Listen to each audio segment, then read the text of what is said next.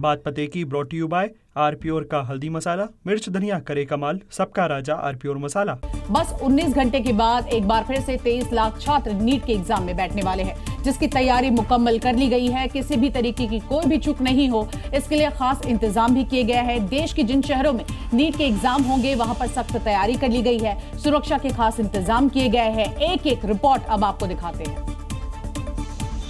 गुवाहाटी, पुणे, पटना, दिल्ली शहर दर शहर नीट की तैयारियों को लेकर मॉक ड्रिल किए गए। छात्रों को किसी भी तरीके की परेशानी न हो, इसके लिए इंतजाम किए गए। इसके साथ ही पेपर लीक की हर संभावनाओं को ध्यान में रखते हुए सुरक्षा के सख्त इंतजाम किए गए।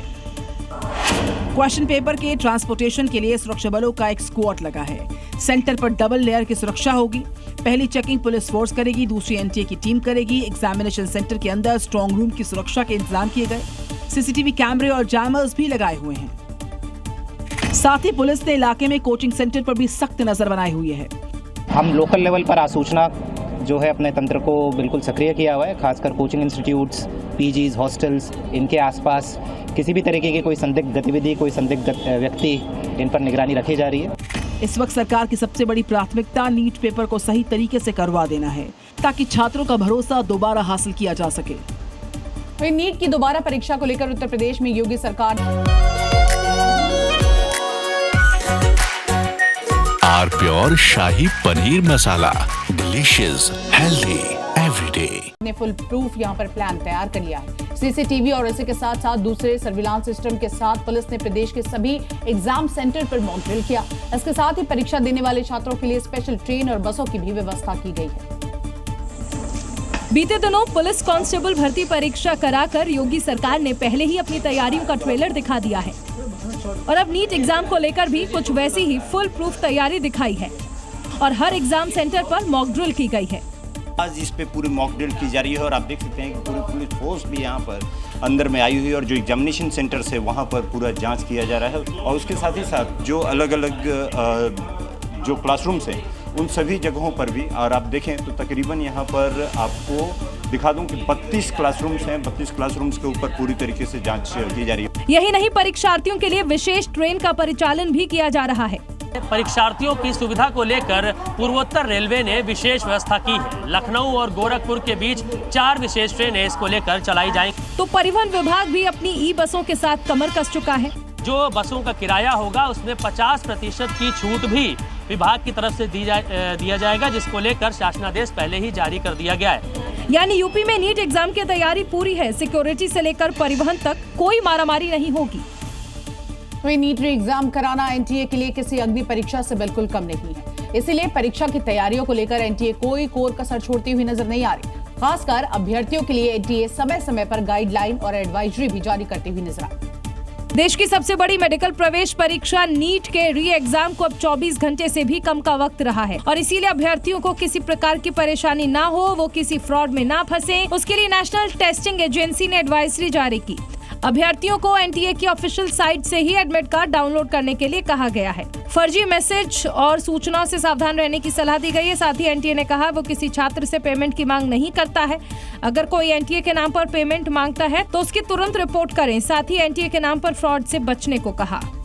सिर्फ एनटीए ही नहीं, प्रदेशों की पुलिस भी एडवाइजरी जारी कर अभ्यर्थियों को सतर्क कर रही है। पुलिस अभ्यर्थियों को अनजान लिंक पर क्लिक न करने, गैस पेपर के भ्रामक संदेश पर भरोसा न करने की सलाह दे रही है। पेपर लीक संदेश को रिपोर्ट करने और किसी को ओटीपी और बैंक डिटेल्स न देने को भी कहा जा रहा है। साइबर ठगी की शिकायत के लिए राष्ट्रीय हेल्पलाइन 1930 पर संपर्क करने को कहा है।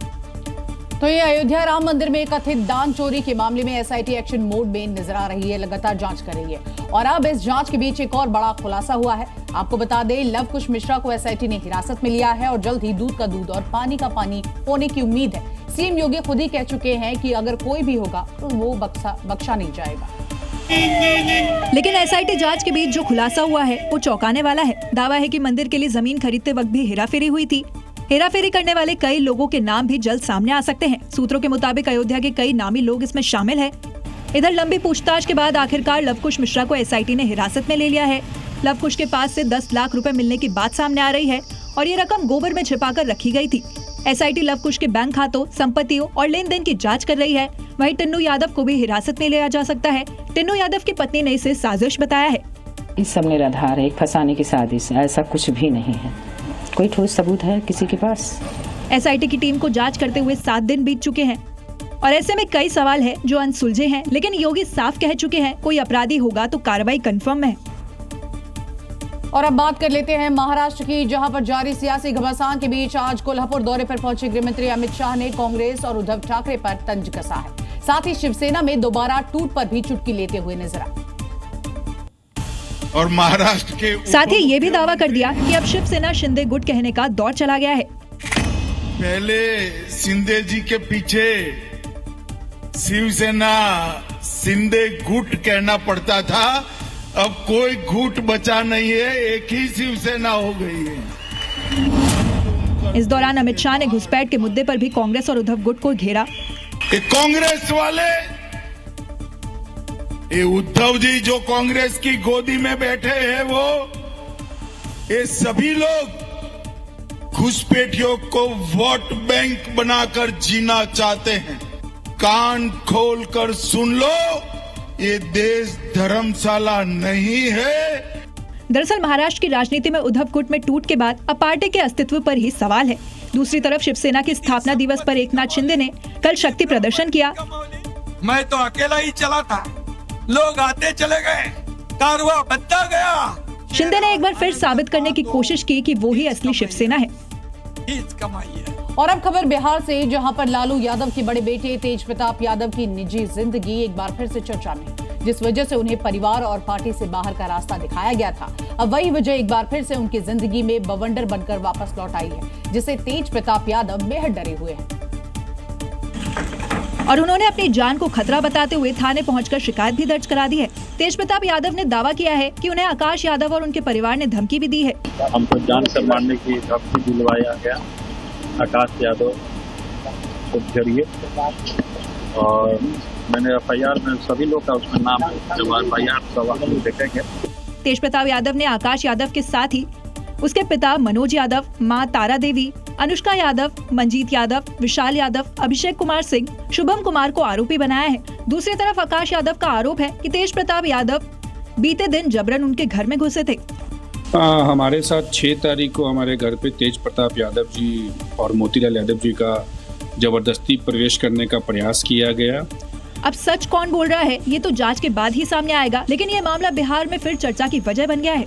पश्चिम बंगाल की सत्ता जाने के बाद से ममता बनर्जी को एक के बाद एक झटके लग रहे हैं। विधायकों सांसदों में टूट के बाद अब उनके 3 खातों को फ्रीज कर दिया गया है। फ्रीज होने के साथ ही 440 करोड़ रुपए का अब टीएमसी इस्तेमाल बिल्कुल नहीं कर पाएगी। बागी विधायकों की शिकायत पर पूर्व मंत्री अनुरूप विश्वास ने एचडीएफसी बैंक में टीएमसी के 3 खातों को फ्रीज करने की मांग की, जिस पर बैंक ने खातों को फ्रीज कर दिया, जिसके बाद विपक्ष के नेता ने ऋतुपत बंदोपाध्याय खातों में कटमनी, गबन चोरी का पैसा होने का दावा किया। ये पैसा कहां से आया है? एक्सटॉर्शन का पैसा है, कटमनी का पैसा है, गवर्नमेंट फंड साइफन हुआ है, लिप्स एंड बाउंस का पैसा है, ये सब प्रूव होना चाहिए। इधर बीजेपी नेता अभिजीत दास ने चक्रवात मुआवजा परियोजना में 56 करोड़ के भ्रष्टाचार का आरोप लगाया। इसे लेकर अभिषेक बैनर्जी जहांगीर खान के खिलाफ शिकायत दर्ज कराई और दावा किया गया कि पीड़ितों को मुआवजा देने में जमकर धांधली हुई। वहीं फाल्टा में शुभेंदु सरकार की पुलिस एक्शन मोड में है। फाल्टा में जहांगीर खान की रिहाई के लिए हुए प्रदर्शन को लेकर कार्रवाई जारी है। पुलिस ने अब तक 16 लोगों की गिरफ्तारी की है, तो वहीं जहांगीर खान की पत्नी के खिलाफ भी स्वतः संज्ञान लेते हुए मामला दर्ज किया गया। उत्तर प्रदेश के मऊ में ट्रेन उद्घाटन कार्यक्रम में समाजवादी पार्टी के सांसद राजीव राय और यूपी के ऊर्जा मंत्री ए.के. शर्मा के बीच फिर से तल्खी देखने को मिली है। एसपी और बीजेपी के कार्यकर्ता आपस में यहां भिड़ गए और इस दौरान जब यहां एसपी के सांसद राजीव राय यहां से जाने लगे तो देखिए किस तरह से हंगामा होता हुआ नजर आया। और समाजवादी पार्टी के कार्यकर्ताओं के नारेबाजी के साथ एसपी सांसद वहां से जाने लगे।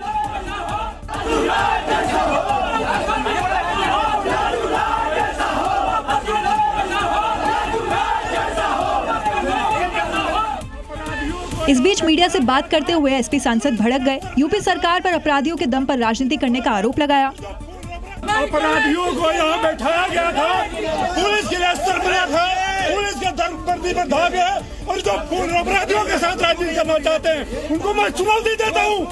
आ जाओ लड़ दो सरकार में, अपराधियों को करोगे, अपराधियों को दोगे? दरअसल मऊ जंक्शन में एक कार्यक्रम के दौरान एसपी कार्यकर्ता नारेबाजी के बीच यूपी सरकार के मंत्री ए.के. शर्मा ने टिप्पणी कर दी थी, जिस वजह से मंच पर बैठे एसपी नेता भड़क गए थे। उत्तर प्रदेश के वाराणसी में शहीदा मस्जिद पर आज रात एक्शन हो सकता है। देखिए किस तरह से रेलवे की जमीन पर बनी इस मस्जिद को हटाने के लिए आज तक अल्टीमेटम दिया गया था, लेकिन अभी तक कोई कार्रवाई नहीं हुई और ऐसे में हो सकता है कि अल्टीमेटम खत्म होते ही आज रात यहां बुलडोजर पहुंच जाए और ठीक वैसे ही अवैध मस्जिद को जमींदोज कर दें जैसे 200 साल पुराना मस्जिद किया गया था। दरअसल मस्जिद कमेटी और रेलवे के बीच जमीन को लेकर कोर्ट में मामला था। रेलवे ने केस जीतकर मस्जिद हटाने के लिए 20 जून तक का अल्टीमेटम दिया था। पूरा मस्जिद जो है वो अब सूना नजर आ रहा है, लेकिन नोटिस के नीचे दूसरी नोटिस और उसके बाद अब इंतजार किया जा रहा है कि रेलवे क्या कदम उठाता है।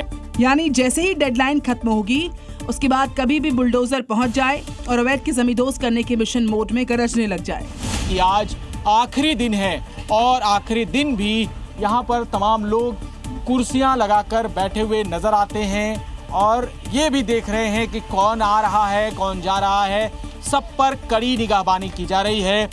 दरअसल काशी रेलवे स्टेशन का कायाकल्प किया जा रहा है।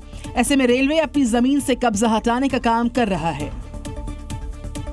उत्तर प्रदेश में अवैध और अतिक्रमण के खिलाफ बुलडोजर एक्शन लगातार जारी है, लेकिन अगर बागपत की बात करें तो यहां पर अवैध मस्जिद को जमींदोज कर दिया गया है, जिसकी शिकायत खुद एक मुस्लिम युवक ने दी थी। शिकायत के बाद यहां जांच की गई तो सच सामने आया और उसके बाद अब देखिए किस तरह से बुलडोजर से मस्जिद को गिराया गया और तालाब की जमीन पर बनी अवैध मस्जिद को मिट्टी में मिला दिया गया। बताया जा रहा है कि सरकारी जमीन पर 50 साल से अवैध मस्जिद चल रही थी। ये तकिया वाली मस्जिद बताई जाती है। ये अवैध रूप से इस मस्जिद का निर्माण कराया गया था, जिसके बाद यहाँ यही के एक मुस्लिम युवक ने इसकी शिकायत की थी। इसके बाद जब एक्शन नहीं हुआ तो वो कोर्ट पहुंचा और फिर कोर्ट ने सुनवाई करते हुए एक्शन की बात कही और आज आखिरकार उस मस्जिद पर बुलडोजर चल गया। कार्रवाई के दौरान भारी तादाद में पुलिस बल की तैनाती की गई थी ताकि किसी तरह की कोई घटना न हो। यूपी में अवैध का इलाज सिर्फ बुलडोजर है और इसीलिए जहां भी अवैध और अतिक्रमण होता है वहां पीले पंजे का प्रहार होता है और इसीलिए गाजियाबाद में बिना परमिशन के जरिए बन रही अवैध कॉलोनी पर एक्शन दिखा। बुलडोजर से अवैध निर्माण को ढाया गया तो उन्नाव में भूमाफियाओं की कब्जाई जमीन को कब्जा मुक्त कराया। 3 करोड़ की सरकारी जमीन पर माफिया ने कब्जा किया था और खुद सीएम योगी कह चुके हैं कि उनका फेवरेट सब्जेक्ट माफिया है। उनके खिलाफ एक्शन लगातार जारी रहेगा। वहीं यूपी के बागपत में हिंदू बहुल इलाके में बनी एक मस्जिद को लेकर जमकर हंगामा हो गया है। देखिए इलाके के लोगों का बड़ा आरोप है कि इस मस्जिद को अवैध तरीके से बनाया गया। इसको लेकर गांव की महिलाओं ने प्रदर्शन भी किया है और सड़कों पर बैठ गई। महिलाओं के हाथ में एक पोस्टर भी दिख रहा है जिसमें लिखा है योगी जी हमें सुरक्षा दो। 100 तो हिंदू का घर है, एक मुसलमान का, और 100 हिंदू में मतलब कि एक मुसलमान आ रहा है और अच्छी तरीके से ढूंढी तरीके से गाली दे रहा है। सर ये बर्दाश्त नहीं करेगा। जब हम आज मकान बेच के हम यहाँ से चले जाएंगे। इस बीच लोगों ने अपने मकान पर बिकाऊ है के पोस्टर भी लगा दिए, जिसे बाद में पुलिस ने हटा दिया। यहाँ पर ये बताया जा रहा है कि ये एक अवैध निर्माण कराया गया है, अवैध मस्जिद बनाई गई है। बताया जाता है प्राधिकरण से ना तो नक्शा पास कराया गया था, ना ही किसी तरीके से नियमों का यहाँ पर पालन किया गया है। यहाँ पर रह रहे हिंदू परिवार का ये भी आरोप है कि यहाँ नमाज पढ़ने आ रहे लोग छेड़छाड़ भी करते हैं। दरअसल 2 दिन पहले यहाँ बवाल हुआ था, जिसके बाद मुस्लिम पक्ष की ओर से हिंदू परिवारों को देर रात परेशान करने के आरोप लगे। अब इसी को लेकर बवाल मचा हुआ है। और अब बात करते हैं उज्जैन की, जहां पर साल 2028 में होने वाले कुंभ को लेकर अभी से ही तैयारियां जोरों शोरों से चल रही है। अनुमान ये लगाया जा रहा है कि इस दौरान 30 करोड़ से ज्यादा श्रद्धालु उज्जैन आएंगे, जिसको लेकर प्रशासन अब यहां शहर में काम कर रहा है। और इसी को लेकर उज्जैन में हंगामा मचा हुआ है। चौड़ीकरण की वजह से कई धार्मिक स्थलों को हटाया जा सकता है। इस पर मुस्लिम समाज ने आपत्ति जताई। कोई सा भी हो उसको न छेड़ा जाए। पिछले सियासतों के जमाने के अंदर भी उसे कहीं छेड़ा नहीं गया है और अब अगर ऐसे हालात बनेंगे तो ये ठीक नहीं। इतना ही नहीं बल्कि सरकार से एक तरफा काम न करने की मांग की। हमारी इतनी सी मांग है कि वो जो चश्मे के नंबर है वो बराबर रहे। ऐसा ना हो कि एक की नजर तेज हो और एक की कमजोर हो। उससे नुकसान पहले भी पहुंचा है और अब भी पहुंचने के इम्कानात हैं।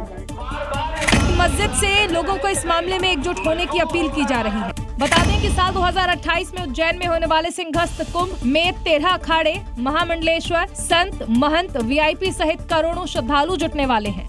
कि बंगाल में पहली बार भगवा लहराने के बाद अब पीएम मोदी टैगोर की इस धरती से पहली बार योग का संदेश देने वाले हैं और पहली बार में ही आप देखिए किस तरह से 10 लाख लोगों के साथ योग करने वाले हैं, जो अपने आप में एक रिकॉर्ड होगा, जिसको लेकर कोलकाता में जबरदस्त तैयारी चल रही है। पीएम मोदी कोलकाता के इसी ऐतिहासिक रेड रोड पर सूर्य नमस्कार और दूसरे योगाभ्यास करते नजर आएंगे, जिसकी व्यापक तैयारी यहां की गई है और सुरक्षा के पुख्ता इंतजाम भी। इसी कड़ी में मंत्री दिलीप घोष ने आज खड़गपुर के उस मैदान पर गीता पाठ और योगाभ्यास किया जहां कभी ममता सरकार में मंजूरी नहीं मिली थी। तो योग भी उन्होंने दुनिया में प्रसारित किया है, बड़ा एम्बेसडर है, उन्हें खुद आ रहे हैं, हमारे लिए बहुत खुशी की बात। 2015 में पहली बार नई दिल्ली के जनपद पर योग किया था। इसके बाद 2016 में चंडीगढ़, 2017 में लखनऊ, 2018 में देहरादून, 2019 में रांची, जबकि कोरोना के दौरान 2020 और 2021 में डिजिटल माध्यम से शामिल हुए। इसके बाद 2022 में मैसूर, 2023 में न्यूयॉर्क, 2024 में श्रीनगर, जबकि 2025 में विशाखापत्तनम में मौजूद थे। हालांकि कोलकाता में इस बार बारिश की संभावना रहेगी, लेकिन उत्साह में कमी नहीं है। सब मिलिए आमरा आशावादी যে আমরা প্রোগ্রাম সুন্দরভাবে করতে পারবো।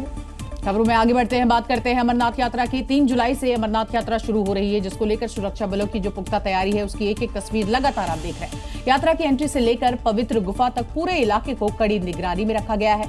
यात्रा के रूट पर हाईटेक निगरानी यहां पर रखी जा रही है, उपकरण लगाए गए हैं, तो वही खतरों से निपटने के लिए मॉक ड्रिल भी किया जा रहा है। अमरनाथ यात्रा में किसी तरह की अड़चन न आए, बाबा बर्फबानी के भक्तों को आतंकी साए से दूर रखा जा सके, उसके लिए सुरक्षा बल पूरी तरह से मुस्तैद है। हाईटेक तरीके से यात्रा रूट पर निगरानी रखी जा रही है।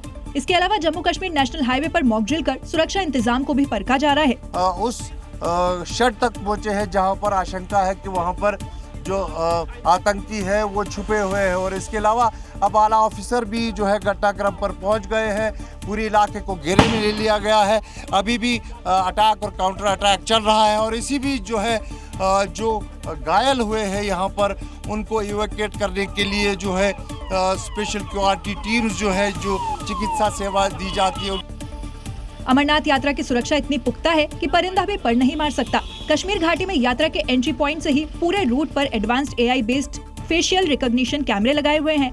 इसके अलावा ड्रोन से भी पूरे रूट की निगरानी की जा रही है।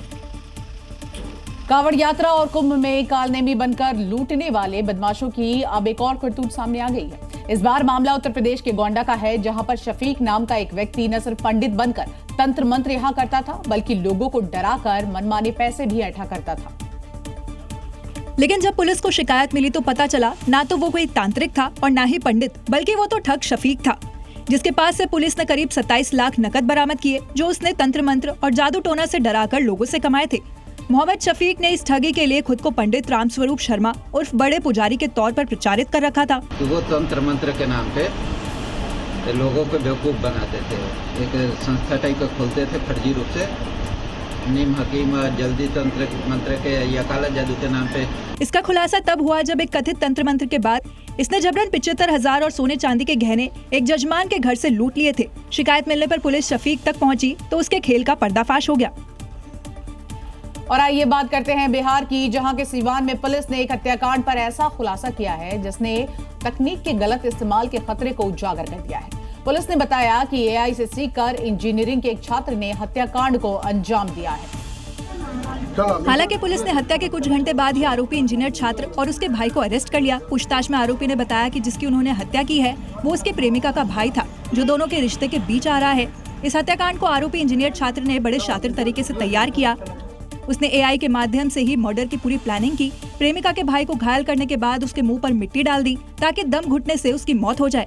इतना ही नहीं, आरोपी ने प्रेमिका को सुनाने के लिए हत्या की ऑडियो रिकॉर्डिंग भी की हुई थी। उसने AI टूल्स के माध्यम से डिफरेंट तरीके देखे कि किस तरीके से व्यक्ति को ऐसे मारा जाए जिससे उसकी बॉडी पर निशान नहीं आए। इसी क्रम में उसने अपने भाई को साथ में लिया, उसको पूरी घटना की प्लानिंग करी। हालांकि आरोपी युवक पुलिस की नजर से बच नहीं सके। मिट्टी से सने इनके कपड़ों को देखकर जब पुलिस ने सख्ती से पूछताछ की तो आरोपी ने गुनाह कबूल कर लिया। और अब बात करते हैं दिल्ली के इंदिरा गांधी एयरपोर्ट की, जहां पर कस्टम विभाग ने एक बड़ी यहां पर कामयाबी हासिल कर ली है। ड्रग तस्करों पर नकेल कसते हुए तकरीबन 34 करोड़ की हेरोइन यहां जब्त की गई है। तस्करों ने तस्करी के लिए अब एक नया तरीका खोज निकाला था। लेकिन कस्टम विभाग की टीम ने तस्करों के मंसूबों पर पानी फेर दिया और कुआलालंपुर से दिल्ली आए एक यात्रा की ग्रीन चैनल पर रोक लगा दिया। इसके बाद उसके ट्रॉली बैग की तलाशी ली गई। तस्करों ने हेरोइन को बैग के अंदर कवर कर छिपाया था। वीडियो में देखिए कस्टम विभाग के कर्मचारी बैग को चाकू की मदद से काट रहे हैं। पहले ऊपर का हिस्सा काटा जाता है, फिर निचला हिस्सा काट दिया जाता है। जहां तस्करों ने करीब 7 किलो हेरोइन छिपा कर रखी थी। उसकी कीमत 36 करोड़ रुपए से ज्यादा बताई जा रही है। फिलहाल आरोपी को गिरफ्तार कर लिया गया। हेरोइन और पैकिंग सामग्री को जब्त कर जांच हो रही है। साथ ही कस्टम विभाग अब मालूम लगाने की कोशिश कर रहा है कि इस रैकेट के पीछे कौन सा नेटवर्क काम कर रहा है और ये हेरोइन को कहां सप्लाई करना था। और अब बात करते हैं भारत नेपाल बॉर्डर की, जहां पर रक्सौल में हवाला और अवैध मनी एक्सचेंज का एक बड़ा नेटवर्क सक्रिय है, जिस पर सुरक्षा एजेंसियां लगातार कार्रवाई करती हैं। बावजूद इसके ये अवैध कारोबार रुक ही नहीं रहा है। जी न्यूज ने ग्राउंड पर जाकर आप देखिए किस तरह से इसकी हकीकत को जानने की कोशिश की है। जी न्यूज रक्सौल के उस बॉर्डर इलाके में पहुंचा जहां भारत की अर्थव्यवस्था के खिलाफ बड़े खेल चल रहे हैं। कैमरे में कैद हुआ ये नजारा गवाही दे रहा है कि अभी भी यहाँ धड़ल्ले से हवाला कारोबार चल रहा है। रक्सौल में फिर से रुपयों का बाजार सज गया, जहां नेपाली करेंसी और भारतीय करेंसी का एक्सचेंज होता है। ये अवैध कारोबार यहाँ सदियों से चल रहा है, जो भारतीय सुरक्षा एजेंसी के लिए चिंता बढ़ाती है। बॉर्डर के इलाकों में रुपयों की गड्डी से सजी दुकानें नजर आ रही है, जिनके अंदर हवाला ट्रेडिंग का पूरा सेटअप है, जो काले धन को सफेद करता हुआ नजर आ रहा है। जो भी अगर एक्सचेंज हो रहा है, अगर सरकार की नज़र में नहीं है, वह सब चीज़ हवाला है। आज के तारीख में नेपाल जो है नारकोटिक्स का बहुत बड़ा केंद्र बन गया है, उत्पादन केंद्र है, और उसका जो सॉफ्ट टारगेट है भारत है, तो इस कारण से भी हवाला हो रहा है।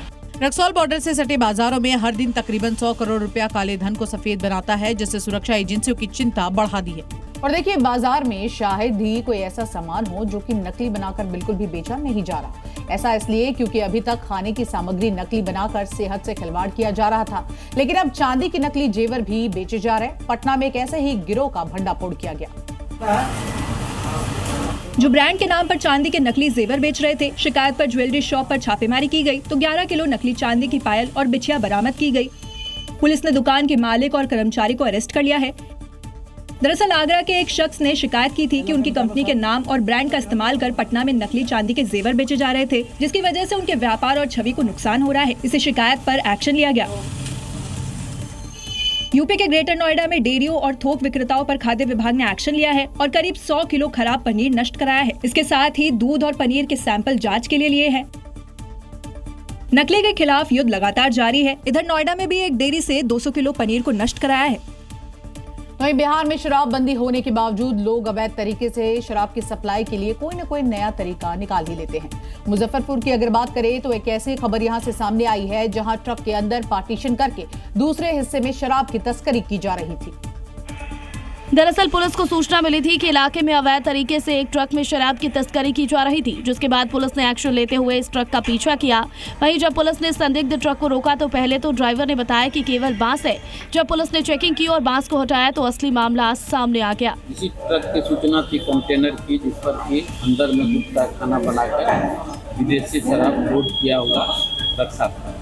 पूरे ट्रक में 300 कार्टन शराब पुलिस ने बरामद किया। दरअसल गर्मी की वजह से बियर के डिमांड को देखते हुए ट्रक में करीब 40 लाख से ज्यादा की बियर सप्लाई की जा रही थी। वहीं पुलिस अब आरोपियों से आगे की पूछताछ में जुट गई है। हरियाणा के यमुनानगर में अवैध कब्जों और निर्माणों के खिलाफ आप देखिए किस तरह से प्रशासन ने बड़ा अभियान ही छेड़ दिया। इलाके में नगर पालिका की टीम ने भारी पुलिस बल की मौजूदगी में बुलडोजर कार्रवाई की है। इस दौरान दर्जनों अवैध निर्माणों को ध्वस्त कर दिया गया। कार्रवाई से पहले अवैध तरीके से लिए गए बिजली के कनेक्शनों को काटा गया। फिर जेसीबी और बुलडोजर की मदद से अवैध रूप से बनाए गए अस्थायी ढांचों को हटाया गया। वहीं इस दौरान भारी संख्या में पुलिस फोर्स की भी तैनाती की गई थी। दरअसल ये जमीन लंबे समय से अवैध कब्जों की चपेट में थी और यहाँ बिना अनुमति के मकान और झुग्गियां बनाई गई थी। इलाके में करीब 250 से 300 मकान और झुग्गियां अवैध रूप से बनाई गई थी, जिन पर कार्रवाई की जा रही है। हाल ही में इलाके में सीआईए टीम पर हुए हमले और आरोपी को छुड़ाने की घटना के बाद प्रशासन और भी सख्त नजर आ रहा है। फिलहाल इलाके में कच्चे घरों को हटाया गया, पक्के मकानों को हटाने के लिए नोटिस जारी कर दिया गया है। यूपी के वाराणसी में एक सीएनजी पंप पर आग का तांडव देखने को मिला। भयंकर आग की लपटों से इलाके में रात के वक्त आप देखिए किस तरह से दहशत फैल गई। कई घंटों की कड़ी मशक्कत के बाद अब इस आग पर काबू पाया गया है। वाराणसी जौनपुर हाईवे पर हुए इस भयंकर अग्निकांड की तस्वीरें देखकर आप समझ सकते हैं कि वहाँ हालात क्या रहे होंगे। कई फीट ऊंची आग की लपटें और चारों तरफ काले धुएं का गुबार। पूरे इलाके में दहशत भरने वाले डरावने पल थे। आग इतनी भयंकर थी कि देखते ही देखते पूरा सीएनजी पंप आग का गोला बनता नजर आ रहा था। रात का अंधेरा और दूर से नजर आ रही लाल तबाही को देखकर आप अंदाजा लगा सकते हैं आग कुछ ही समय में कितना विकराल रूप ले चुकी थी। फायर ब्रिगेड ने मोर्चा संभाला और आग को गैस चैम्बर में पहुंचने से रोकने के लिए पूरी ताकत झोंक दी। सीएनजी है वो यहाँ पर रखा हुआ है। अगर यहाँ आग लगती तो कई किलोमीटर एरिया में धमाका हो सकता था और उसके बाद एक बड़ी क्षति होती। करीब 40 फीट ऊंची लपटों से दमकल की कई टीमें करीब 4 घंटे तक जूझती रही, तब जाकर इस विकराल आग पर पूरी तरह से काबू पाया जा सका। हादसे की वजह शॉर्ट सर्किट होना बताया जा रहा है। असम में पाए जाने वाले गोल्डन लंगूर की आप देखिए किस तरह से तस्करी करने वाले एक बड़े गिरोह का पर्दाफाश किया गया है, जिन्हें बांग्लादेश ले जाने की तैयारी थी। लेकिन इससे पहले ही ये दुर्लभ प्रजाति के लंगूरों को लेकर तस्कर बॉर्डर क्रॉस करते बंगाल की नदियां में इन्हें दबोच लिया गया। और पिंजरे में बंद ये वही गोल्डन लंगूर है जिन्हें ये तस्कर बांग्लादेश ले जाने की फिराक में थे। इस तस्करी का मास्टरमाइंड जमाल बांग्लादेश से अवैध तरीके से यहाँ पहुंचा था। इसके बाद उसने असम से 3 और पश्चिम बंगाल से 5 तस्करों के साथ मिलकर 8 लंगूर को पकड़ भी लिया था। लेकिन इससे पहले कि वो अपने बॉर्डर पार करते दबोच लिए गए। गुप्त सूचना के आधार पर असम एसटीएफ और एसएसबी जवानों ने ये कार्रवाई की और गाड़ी के अंदर पिंजरे में बंद इन लंगूरों को बरामद कर लिया। गोल्डन लंगूर की एक बेहद दुर्लभ प्रजाति है। ये भारत में सिर्फ असम के मानस नेशनल पार्क में ही मिलते हैं। भारत के अलावा भूटान इनका दूसरा बड़ा ठिकाना है। एक समय में ये भारत से विलुप्त होने के कगार पर आ गए थे। अपने खूबसूरत सुनहरे फर और शांत स्वभाव की वजह से इनकी मांग वैश्विक बाजार में बहुत ज्यादा है। रईसों के बीच इसे पालने का चलन इसकी तस्करी की सबसे बड़ी वजह है, जिसके लिए वो लाखों रुपए चुकाने को भी तैयार हो जाते हैं। और इस वक्त एक ब्रेकिंग न्यूज आपको बता दें, हॉर्मुज को एक बार फिर से बंद किया गया है। ईरान की ओर से अब ये बड़ी जानकारी सामने आ रही है, जहां पर हॉर्मुज को बंद करने की जानकारी है। जहाजों की आवाजाही पर रोक लगाई गई। ईरान ने कहा लेबनान में सीजफायर का उल्लंघन किया है। इजरायली हमलों के जवाब में हमने ये कदम उठाया है। ईरान की ओर से ये बड़ा बयान सामने आया है। तो देखिए हॉर्मुज जिसको लेकर दुनिया भर की नजरें थी कि ये खुलने से पूरे विश्व में जो असर पड़ रहा था कहीं न कहीं इसका असर कम होगा, लेकिन ऐसा होता हुआ नजर नहीं आ रहा है। ईरान ने इसको एक बार फिर से बंद कर दिया है। और अब बात करते हैं मुंबई की, जहां पर सचिवालय परिसर में उस वक्त जमकर हड़कंप मच गया जब कर्ज माफी को लेकर एक किसान पेड़ पर चढ़ गया और पेड़ से ही पटाखे जलाकर सचिवालय के परिसर में लगातार फेंकने लगा।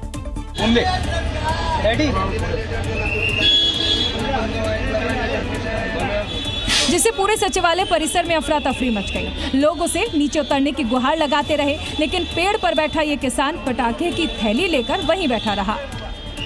तस्वीरें मुंबई के सचिवालय परिसर की हैं, जहां उस वक्त हड़कंप मच गया जब लातूर जिले का एक किसान गले में फंदा लगाकर पेड़ पर चढ़ गया और कर्ज माफी की मांग करने लगा। इस दौरान किसानों ने नारेबाजी की और किसानों की समस्याओं पर ध्यान देने की मांग भी की। लोग उसे नीचे उतारने की कोशिश करने लगे तो उसने पटाखा जलाकर लोगों पर फेंक दिया। हाथ में पटाखा और गले में फंदा लगे किसान के इस प्रदर्शन ने लोगों को हैरान कर दिया। मौके पर मौजूद पुलिस ने किसानों को काफी देर तक समझाया और कर्ज माफी को लेकर उचित कार्रवाई का भरोसा दिलाकर किसी तरह किसान को नीचे उतरवाया। और अब बात करते हैं बिहार के दरभंगा की, जहां पर मदरसे में मौलाना की हैवानियत तो उस वक्त सामने आई जब जंजीरों में बंधे बच्चे भागकर पास के गांव में पहुंच गए। स्थानीय लोगों ने बच्चों से पूछताछ की तो पूरे मामले का खुलासा हुआ। जंजीरों में बंधे इन बच्चों को देख लीजिए, ना इन्होंने चोरी की है, ना ही किसी जेल में है, बल्कि ये उस मदरसे के मौलाना की प्रताड़ना है जहां पर ये पढ़ते थे। चारों बच्चे मधुबनी जिले के रहने वाले हैं और वो कुरान की शिक्षा प्राप्त करने के लिए एक मदरसे में रहकर पढ़ाई कर रहे थे। लेकिन जिस मदरसे में वो शिक्षा लेने आए थे वहीं उन्हें बंधक बना लिया गया।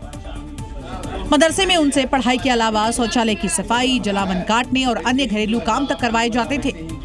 मीठा या नमकीन चाहे जैसे खाओ, 100% सूजी से बनी आर प्योर वर्मिसेली, स्वादिष्ट सेहतमंद हर रोज।